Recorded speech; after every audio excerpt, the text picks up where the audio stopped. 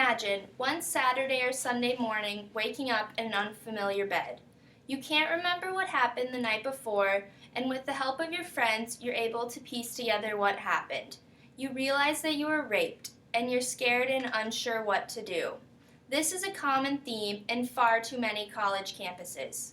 After researching the topic, I have come to agree with experts that one of the best ways to combat this issue is to hand out stricter punishment for those attackers. Some of you may not believe that this is a big problem, but I urge you to listen as we discuss how common these attacks are on campuses, the causes, and lay out a solution to help combat this. Sexual assaults are far too common. 1 in 5 women are sexually assaulted on campuses, according to an Investigate West article. This seems like a very high number because many people think that sexual assault and rape are the same thing. But sexual assault covers not only rape, but other sexual advances. These assaults are often fueled by not only drugs and alcohol, and they're often attacked by people that they know. As recorded in an Investigate West article, these young women are often easier targets because they're newly independent and they're experimenting with alcohol. Best Colleges reports that 2/3 of victims often know their attacker. A large number of these assaults are committed by college athletes, and they're often the cases that receive the most media attention. There are 3 major causes to the problem of sexual assaults on campus. The first cause is a lack of reporting. According to the National Sexual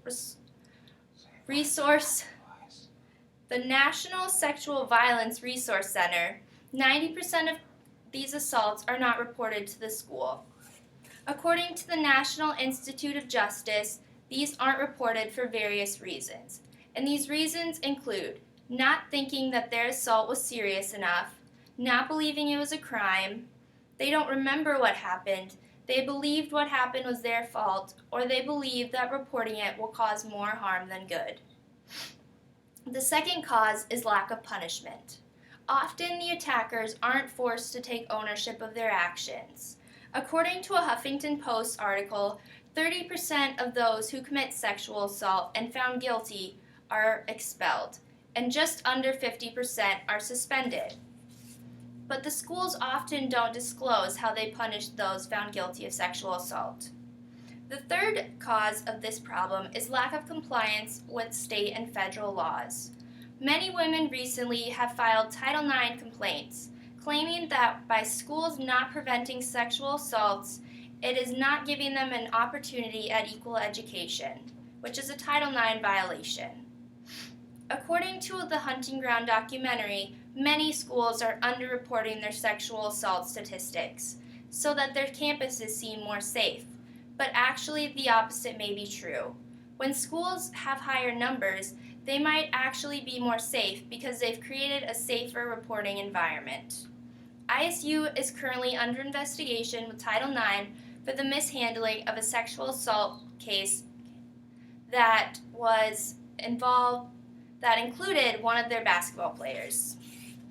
There are 3 main steps to helping combat this problem. There are 3 main steps to help solve this problem. The first step is creating a consistent reporting system for all schools. Each school should have a staff member who is in charge of all of the sexual assault reporting and works with local law enforcement. This will allow the victims to know exactly who they need to talk to and know what their options are. And it will also increase the information sharing between law enforcement and schools.